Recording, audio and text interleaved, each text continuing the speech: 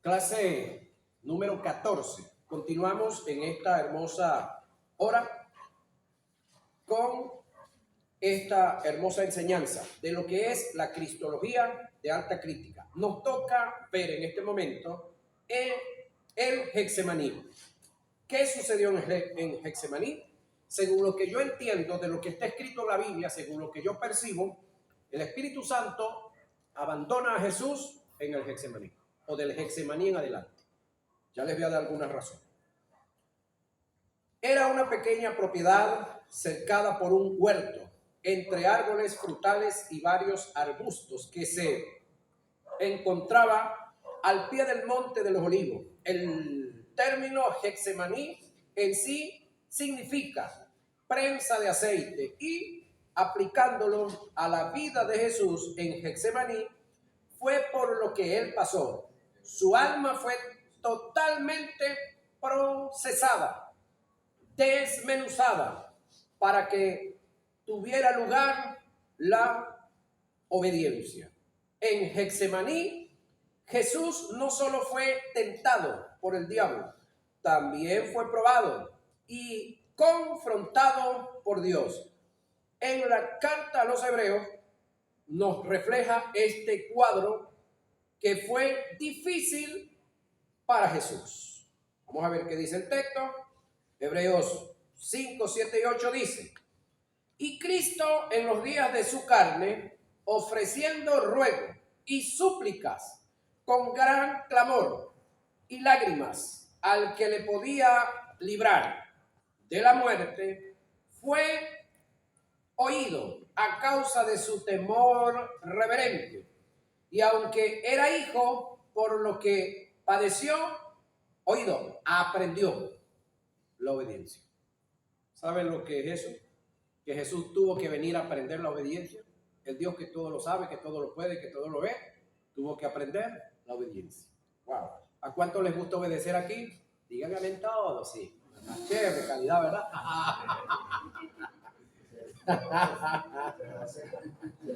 Eso, ¿verdad? Bueno, seamos sinceros. En el caso de la tentación satánica, yo registro, en el caso de la tentación satánica, yo resisto al diablo en fe, confiando en la palabra de Dios, y él huirá de mí. Pero, ¿cómo resisto a Dios? ¿Y cómo confrontar y vencer al que todo lo puede? La oración de Jesús en el Getsemaní consistía de dos partes. Oiga, Padre, si quieres, pasa de mí esta copa, pero no se haga mi voluntad, sino la tuya. Voy otra vez acá.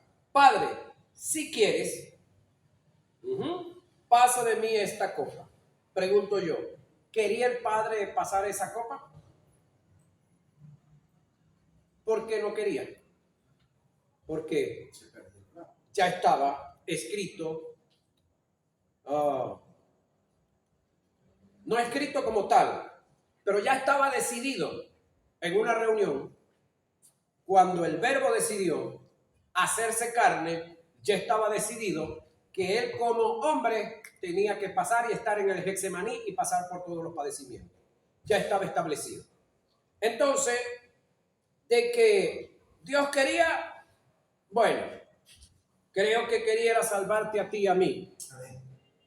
Pasa de mí esta copa, tiene que ver con el padecimiento, pero no se haga, oído, mi voluntad. Préstele atención a esto. Mi voluntad, sino la tuya. ¿Cuántas voluntades hay aquí para los que saben contar? No se haga mi voluntad, sino la tuya. ¿Cuántas voluntades hay aquí? Ok, entonces aquí se cae la tesis de los solo Jesús, y los que enseñan también la triunidad, donde ellos dicen que Jehová Dios, el Padre, cuando decide y quiere dejar de ser padre, deja de ser padre y pasa a ser hijo, y cuando quiere dejar de ser hijo, deja de ser hijo y pasa a ser Espíritu Santo. Eso es triunidad, no existe eso. existe Trinidad. 3 individuos, 3 mentes diferentes y 3 espíritus diferentes. Que trabajan en un mismo objetivo, eso es otra cosa. Que ellos practican lo que tú y yo debiéramos practicar, que nos cuesta, eso es otra cosa. ¿Que nos cuesta qué? Ser cooperativos. Ellos son cooperativos. Sin embargo, tú y yo somos competitivos.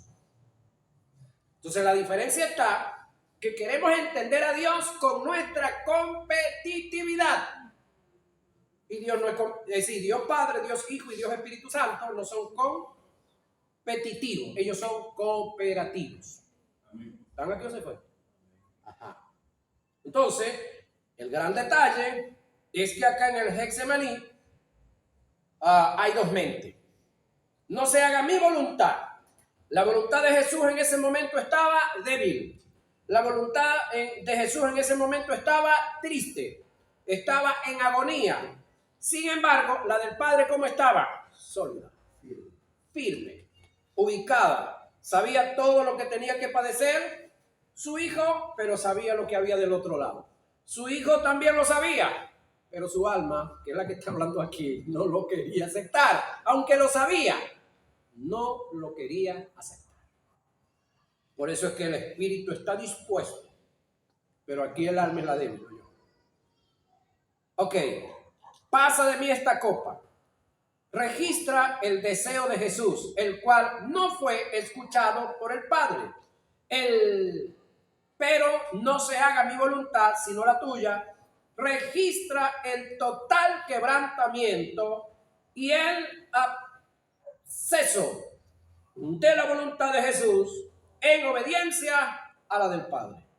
Esta segunda etapa es la que registra el escritor de los Hebreos cuando escribe: fue oído a causa de su temor reverente. Esto fue lo que Dios escuchó de Jesús y tomó en cuenta en la oración, porque estaba en sus designios. Lucas 22:42 y Hebreos 5:7 y 8. Ser confrontado por Dios no es cosa fácil. Él en su mayoría te va a pedir, óyeme bien, que hagas lo que no quieres hacer y que dejes de hacer lo que te gusta hacer.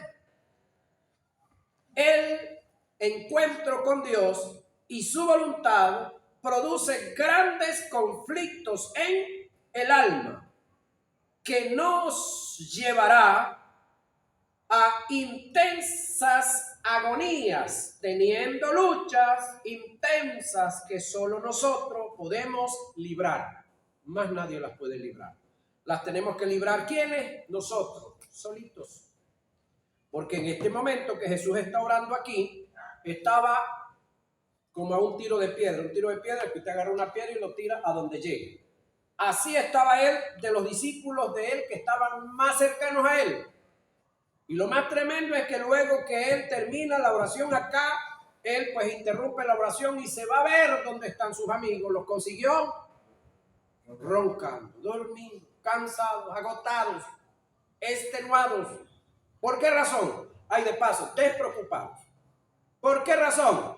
Porque el peso del padecimiento que estaba sobre Jesús lo tenía que llevar él solito. Los discípulos ni siquiera habían nacido de nuevo, no eran espirituales. Menos iban a entender el padecimiento, toda la agonía que estaba viviendo Jesús. Otra de las cosas es que aprendí del maestro una gran lección. Nunca la feligresía va a orar tan intensamente, ni se va a esforzar tan intensamente en el trabajo ministerial como tienen que hacerlo los líderes. Me refiero en este caso pastor, maestros si hay, apóstoles si hay, toda la gente que tiene ministerio. Tienen un peso de responsabilidad que los va a llevar a leer más Biblia, si son responsables por supuesto, y los va a llevar a orar más que los demás. Y ellos no deben de pedirle a los demás que oren más por ellos. No como cuando nosotros estábamos muchachos por ahí, yo no sé si eso les pasó a ustedes, pero a mí me pasó y a otros amigos por allá teníamos, bueno, a mí fue que me mal enseñaron, no tengo culpa de eso, ¿no? Pero yo como era buen estudiante lo aprendí rápido. Yo era el que decía cuando estaba soltero, hace unos cuantos años atrás, yo decía, yo tengo que conseguirme una mujer que sea más espiritual que yo, que ore más que yo, que busque más a Dios que yo. ¿Cuántos de los jóvenes piensan así? Están pensando mal, compañero. ¿Sí? Están pensando mal, Angelito. ¿Sí no es? Jesús acá oró y oraba en muchas ocasiones, toda la noche. Y muchos de nosotros como líderes, entonces queremos que la gente ore y haga todos los ejercicios y las acciones que nosotros hacemos como ministros. Hermano, eso es como querer que un niño de 5, 10 años, 15 años todavía se monte un saco de cemento aquí en el hombro. No está en capacidad de eso. Ese trabajo es para los mayores, para la gente adulta, para la gente que ya tiene capacidad, y de paso no todo, porque hay gente discapacitada. ¿Sí? Entonces, acá Jesús estaba en la posición que estaba por causa del llamado, por causa del ministerio, por causa de la obra que él iba a hacer. Y los discípulos estaban tan tranquilos, estaban durmiendo, estaban chéveres, descansando, porque es que en ellos no había esa responsabilidad, no había ese llamado tampoco. Eso debemos de entenderlo claro, para que no estemos obligando a la gente a hacer cosas que no tienen nada que ver con ellos. Es como gente que Dios les da un sueño, trata con ellos y ellos comienzan a repartirle el sueño a todos los demás. Según ellos, Dios los llamó a hacer 3 días de ayuno, pero todo el mundo tiene que hacer ayuno con ellos. Ya va, el que te llamó fue a ti, el que te llamó a orar todas las horas que estás orando fue a ti, el que te llamó a estudiar todo lo que estás estudiando es a ti. ¿Por qué tienes que obligar a los otros? Diga a alguien algo. Ajá. Ahora, bueno, eso no pasa aquí. Dijo un predicador por ahí, yo no lo digo por ustedes, pero a ustedes se los digo. En lo personal, he aprendido que cuando soy confrontado por Dios, siempre tomo la mejor decisión, ceder mi voluntad a la suya. Por mucho que me duela desprenderme de las cosas que me gustan y que me atraen, que me satisfacen, entiendo que nada en este mundo tiene tanto valor como el hacer la voluntad de Dios. Hermanos, eso es lo más importante, hacer la voluntad de Dios. El Getsemaní era un lugar donde Jesús frecuentaba para orar. Lucas 21:37 y Juan 18:2. En la mayoría de los casos, él lo hacía solo. Dejaba a sus discípulos al pie del monte de los Olivos y entraba al puerto del Getsemaní a orar. El día que Jesús fue entregado, tomado en manos del Sanedrín, fue tan decisivo que él no subió solo al puerto, sino que tomó a 3 de sus discípulos para que estuvieran cerca de él e intercedieran con él.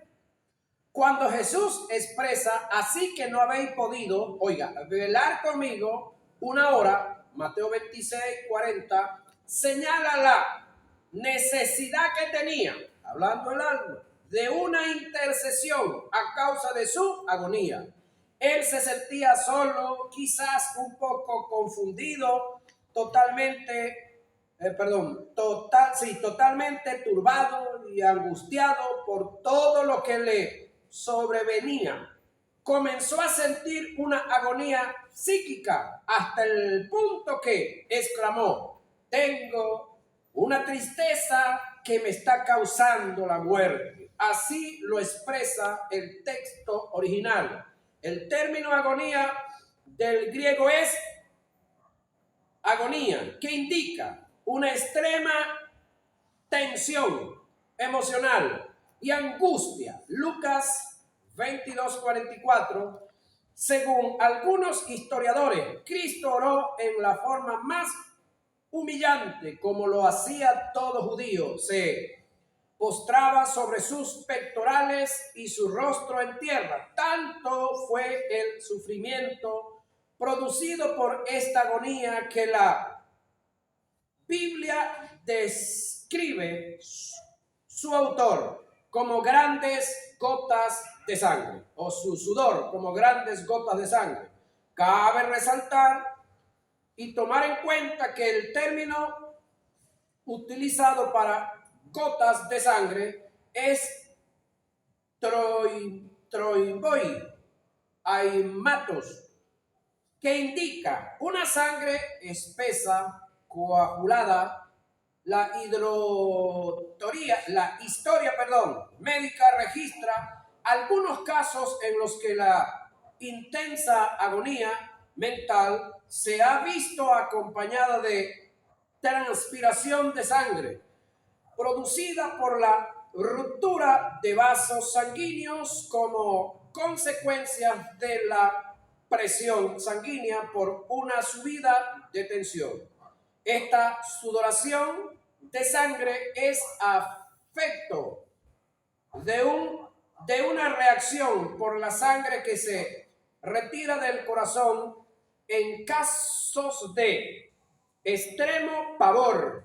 Al aguzarse el clímax de la agonía por el conflicto mental y la sangre se vuelve en tremendo rebote hacia la pericardia, haciendo saltar las plaquetas y colándose finalmente a través de la epidermis para producir así la sudoración de sangre, conocida en términos médicos como hemorroidosis o hematridosis. Sin lugar a duda, esto clínicamente pasó en la vida de Jesús hasta el punto que solo Lucas registra tal acontecimiento como médico. Lucas 22:44, era tanta la agonía por la cual Jesús pasó que en medio de ella Dios tuvo que enviar a un ángel para confortarle. El término confortar indica darle ánimo a alguien que está a punto de claudicar en una misión que se le ha encomendado. Confortar indica dar asistencia para recobrar fuerzas. Ahora escúcheme esto. Si Jesús tuvo que ser asistido por un ángel acá, oígame para acá. Si Jesús tuvo que ser asistido por un ángel acá, es porque el Espíritu Santo ya no estaba. Por lo tanto, si el Espíritu Santo no estaba, era porque ya Jesús estaba cargado de pecado, ya estaba abandonado.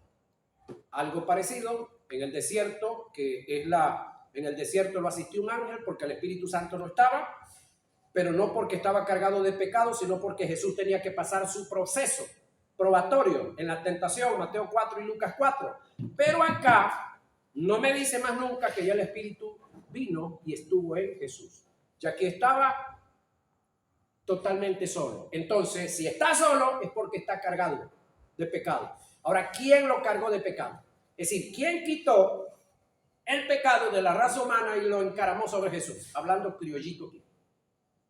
¿Quién hizo ese trabajo? El mismo que quitó de usted el pecado y puso la justicia divina. ¿Quién fue ese? De quien vamos a estudiar después de terminar esta materia. El Espíritu Santo. Neumatología.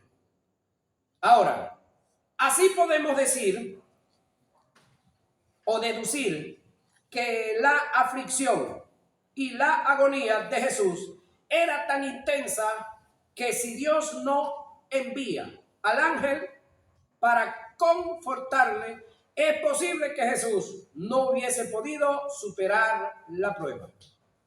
La soledad es uno de los más grandes enemigos para alcanzar el éxito. Jesús en el Getsemaní no pudo ser asistido por el Espíritu Santo. No tuvo apoyo de la deidad, ni siquiera sus discípulos intercedieron por él. Estaba solo, en total abandono. Dios en ese momento fue el enemigo de su voluntad al ser confrontado por él. Jesús sabía que la mejor opción era ceder su voluntad a la del Padre. Solo así fue librada su alma, o en este caso, quebrantada su alma, sometida para que pasara por el proceso que tenía que pasar, el dolor en el alma, el dolor en el cuerpo, y así se cumpliese la voluntad y pudiese llegar a la cruz, y luego en la cruz se acabó todo sufrimiento y padecimiento físico, porque todavía tuvo que bajar al infierno. La traición. Judas fue uno de los discípulos que estuvieron con Jesús. Fue en quien más confiaba, hasta el punto que se le entregó la responsabilidad del tesoro. Juan 12, 4 y 6, lo llamó amigo, término que en griego indica camarada y tiene que ver con sociedad, con intimidad, entrega, confianza, bondad. Uno que comparte tus cosas, incluyendo tu recámara. Mateo 26, 50. La traición, cuando viene de un ser querido, duele mucho, más porque es un acto inesperado. Solo los que han pasado por la traición pueden entender lo duro que fue esto para Jesús. Salmo 41:9, y como esto se aunó a sus aflicciones, el juicio de los hombres, después de pasar por el Getsemaní y la traición de uno de sus discípulos, fue sometido al juicio de los hombres. Al momento de la aprehensión, fue llevado ante el sumo sacerdote, sufriendo el escarnio y la burla de los hombres. Fue golpeado en el rostro, sometiéndolo a ciertos interrogatorios en forma despectiva. Es de señalar que esto fue durante toda la noche, y al día siguiente, en la mañana, fue llevado ante Pilato, quien lo interrogó para luego remitirlo a Herodes, quien también lo interrogó, haciendo burla de él, y más tarde lo regresa a Pilato y sometiéndolo a una caminata que agravó su estado físico por el excesivo agotamiento, trasnochado, con sueño, con hambre, con sed. Pilato lo toma y lo presenta al pueblo, después de mandarlo, a azotar. Posteriormente se decide liberar a Barrabás. Oiga esto, es decir, a un delincuente, a un malandro, a un antisocial. En vez de aceptar que fuera liberado el que no tenía pecado, el que estaba libre, la gente pidió que fuera liberado ¿quién? El delincuente, el malandro. Y crucificar a Jesús. Mateo 26, 57 y 68, y Marcos 14, 53 y 65, y Lucas 23, 1 y 12. Por favor, leen los textos en su casa, estúdienlo, analícenlo. La práctica de la flagelación, es decir, vamos ahora entonces, aquí el juicio tiene que ver con el maltrato psíquico. Acá la traición también tiene que ver con el maltrato psíquico. Y acá la flagelación tiene que ver con el maltrato físico del cuerpo. No crea que Jesús padeció poco, porque no solamente hubo ese padecimiento psíquico y físico, también hubo padecimiento espiritual. ¿Cuál fue el padecimiento espiritual? El abandono de su padre. El sentirse abandonado, dejado por la deidad. Primera vez en la historia de la eternidad pasada que la deidad se separa. Según la ley, ante toda crucifixión era obligatorio flagelar al reo. Solamente se exceptuaban, oiga de estas prácticas a las mujeres y los senadores y a los soldados romanos. El instrumento de flagelación era un látigo corto llamado flagellum o flagrum, el que usaron para Jesús. Sin embargo, aquí en esta parte del mundo, no sé en otras partes, porque yo vivo en esta, no he vivido en otro, hay algo que se llama mandador, que en la parte de adelante le colocaban un rejo torcido, ¿sí? Y con eso a mí me sobaron varias veces, no sé ustedes. Y no fue mucho, no hubo, yo creo que de 5 cuerazos no pasé. Pero wow, hombre. Con varias apéndices, en este caso, en el que usaban con nosotros era un solo rejo, pero aquí eran 3. Con varios apéndices o correas de cuero de distintas extensiones, a los que se amarraban al final de cada uno pequeñas bolas de hierro y o hueso de oveja en forma intercalada. Eso es uno. Otro es que en el trayecto de la correa o del rejo se le echan unos nudos. Cuando está mojado no, pero después que se seca, compañero. Oye, ya. La víctima era despojada de su ropa. A mí me la dejaron todita y sin embargo me dolió bastante. Sus manos eran atadas hacia arriba. No, a mí me agarraron una manito nada más. En un poste, espalda y glúteos, muslos y piernas eran flagelados por 2 soldados que, colocados a ambos lados de la persona, se alternaban los azotes.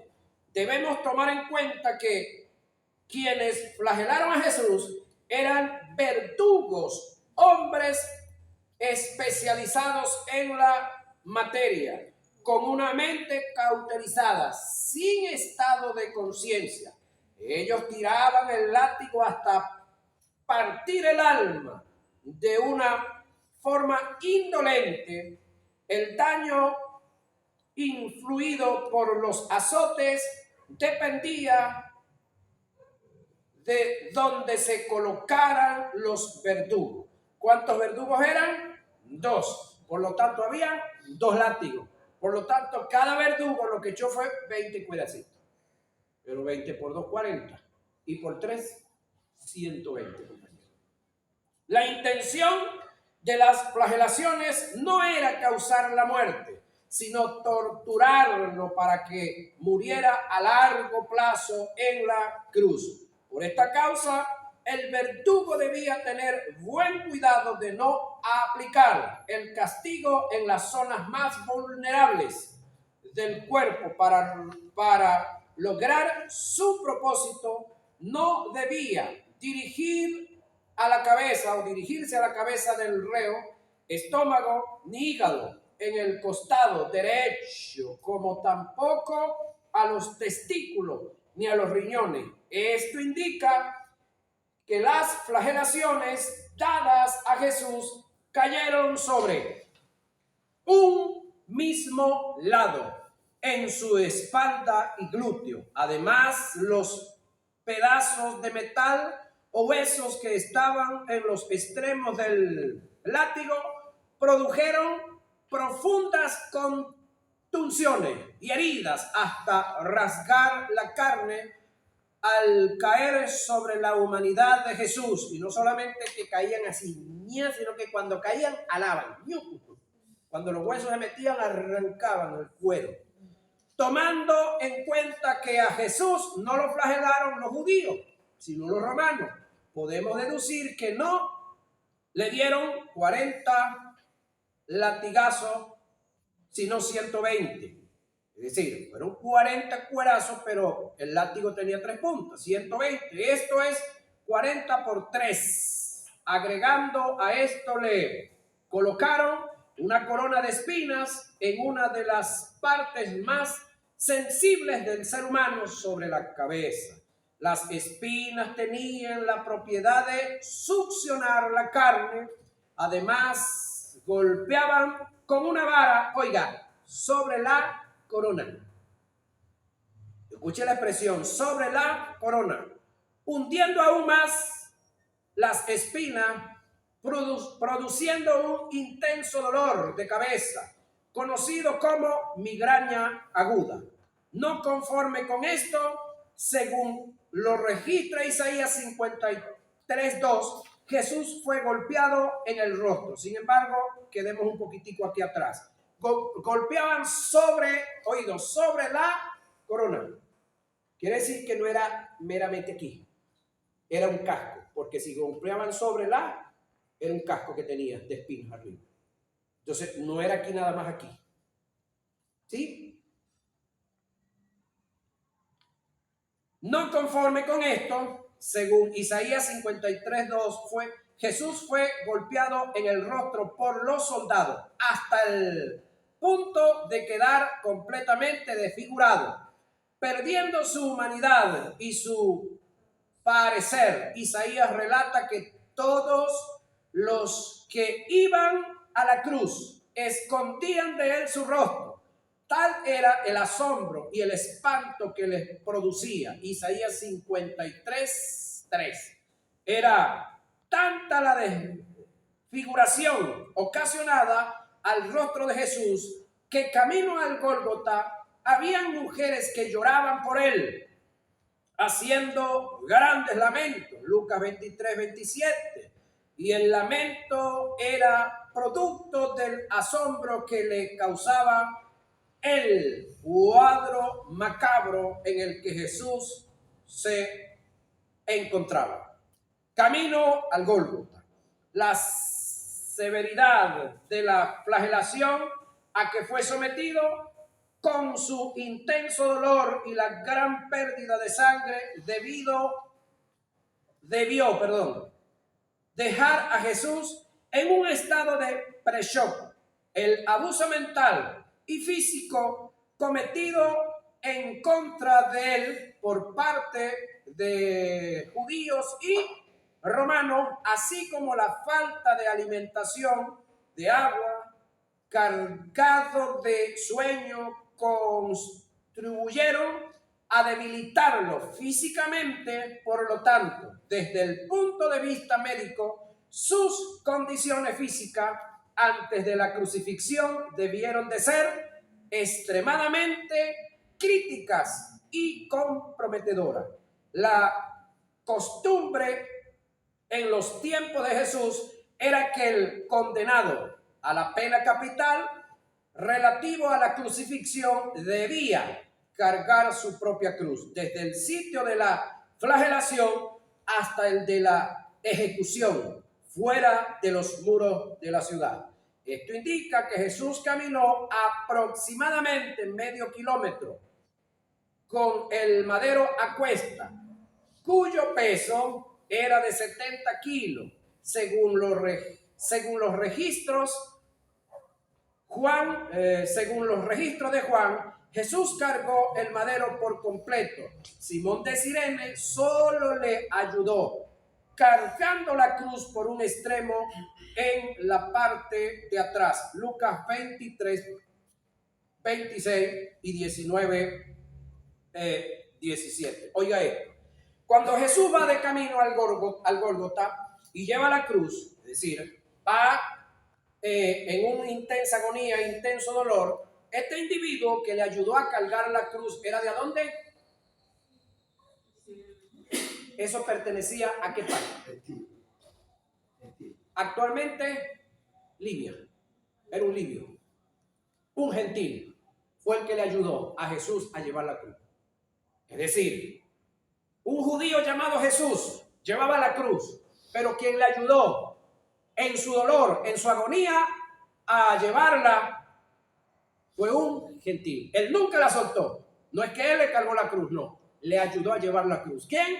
Un gentil. Un gentil fue el hombre que le arrancó a Jesús la expresión: nunca he encontrado tanta fe como en este gentil. La crucifixión era el peor de los sufrimientos que pudiera padecer un hombre y era reservada a los, esclavos. ¿Como que fue tratado Jesús? Un esclavo. A los extranjeros. ¿Como que fue tratado Jesús? Como un extranjero. A los revolucionarios mismos. También fue tratado como un revolucionario, ¿no? Y criminales. ¿Como que también fue tratado? Como un criminal. Esos eran los individuos que cargaban, que eran crucificados. ¿Quiénes? Los más viles, no era cualquiera. En este caso, Jesús fue contado como uno de ellos. No debemos olvidar que Jesús no cargó una cruz como tal. La traducción bíblica dice cruz, pero el término que aparece del griego es estauron, lo cual indica madero.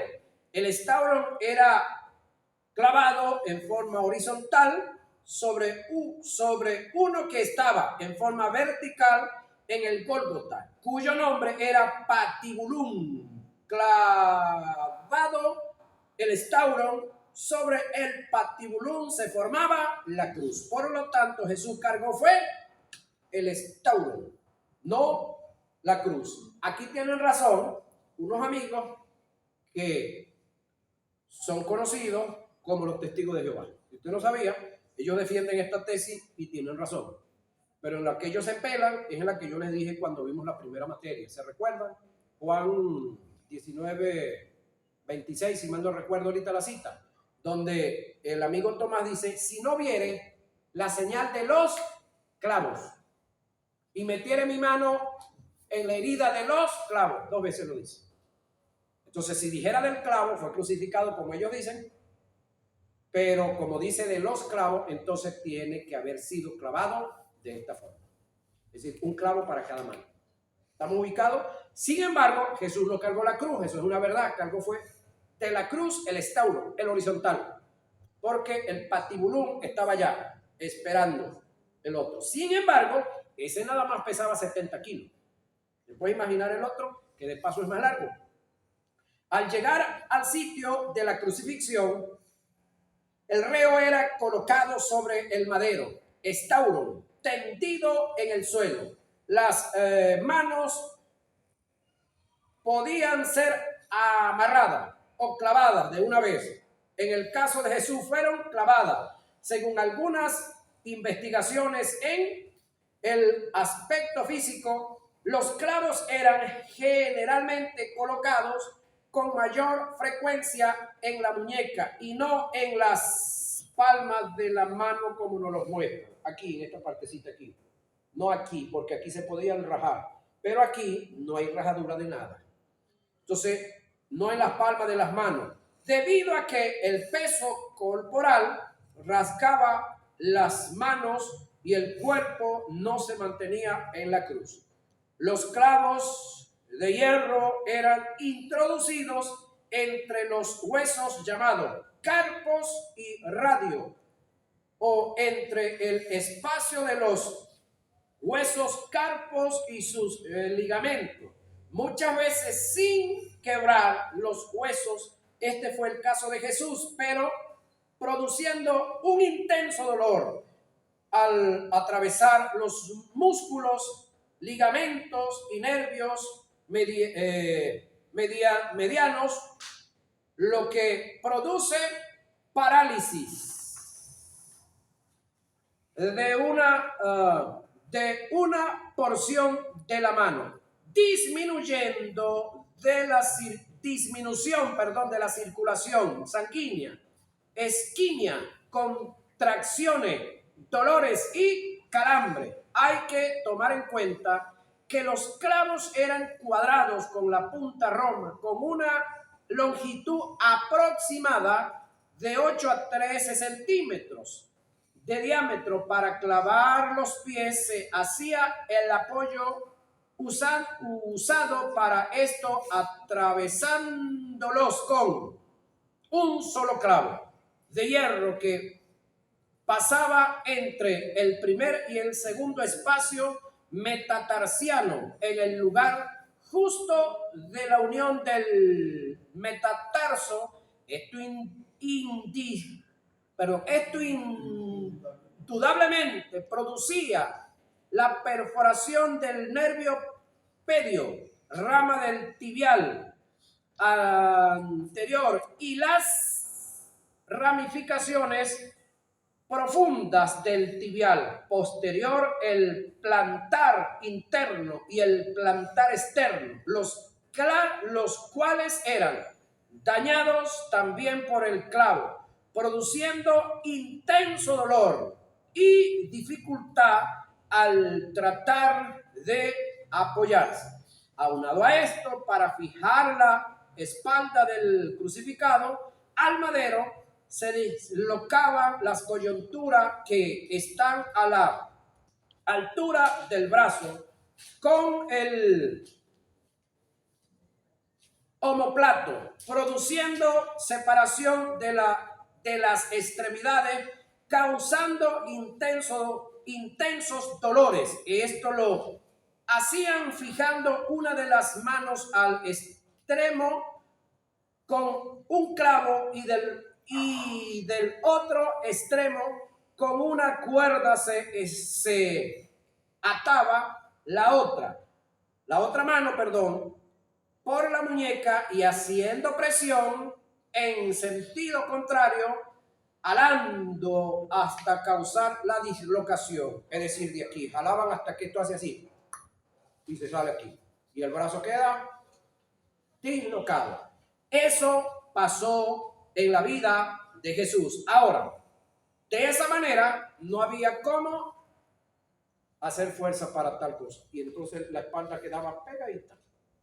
¿Sí? Ahora, hay otro detalle, que es que todo este padecimiento se refleja en una película que en su gran mayoría la han visto, que refleja algo similar, pero no tan allá. La película de el llamado autor Mel Gibson y el actor Jean-Claude Van que terminó convirtiéndose en Cristo. Y Gibson también, un trato de Dios con este hombre, y fue usado, pudiéramos decir, esta película para tratar con él y mucha gente, y son los que más se asemejan un poquitico a esta realidad, porque en la realidad real esto es más allá de lo que meramente se puede ver. Su respiración, el peor afecto físico patológico de la crucifixión, iba más allá, era la marcada interferencia con la respiración, tendiendo hacia abajo, hacía que se estrechase o se contraigan los músculos intercostales, presentando dolores, calambres musculares, fatiga y dificultad al respirar. Para evitar o amortiguar un poco el dolor, el reo tomaba la determinación de apoyarse, sobre sus pies, donde tenía todos los nervios deteriorados y había gran dolor, y en las piernas, para mantener el cuerpo suspendido hasta que se produjera la inhalación. Tomaba el aire, y la exhalación, expulsión del aire. En el caso de Jesús, tuvo que hacer lo mismo durante 6 horas para evitar el intenso dolor. Él no era la excepción. Causa de su muerte, lo vemos aquí y ya vamos terminando. Varias fueron las causas de su muerte. Las más probables fueron el shock hipovolémico, falta de sangre, la asfixia, la deshidratación, la arritmia, inducidas por el estrés, congestionamiento del corazón, con líquido en el pericardio y en la pleura. Esto debemos añadir la falla cardiorrespiratoria. Sin embargo, lo importante del caso no es determinar con precisión patológica la causa de la muerte de Jesús, sino las condiciones en las cuales murió, por quién murió y cuál fue el caso de su muerte. Y lo más grandioso del caso acá es el resultado de esta muerte. Eso es lo más grandioso. El resultado de esta muerte. ¿Que nos favorece a quién? A nosotros. Y que por causa de esa entrega, por causa de esa acción, entonces nosotros estamos disfrutando ahora de la salvación eterna que tenemos. ¿De qué salvación eterna que tenemos? Que no apareció por ahí en la cajita de Tupperware, no vino no lo sacamos allí en una bolsa así, que le dieron vuelta a la bolsa y sacamos el numerito y salimos premiados, no. Es algo que a Jesús le costó sangre, sudor y lágrimas y que ahora nosotros lo estamos disfrutando. Ahora, luego de todo esto, sobre Jesús vino el juicio de Dios en la cruz. Y eso lo vamos a ver en nuestra próxima hora de clase. Señoras y señores, ya se nos fue el tiempo.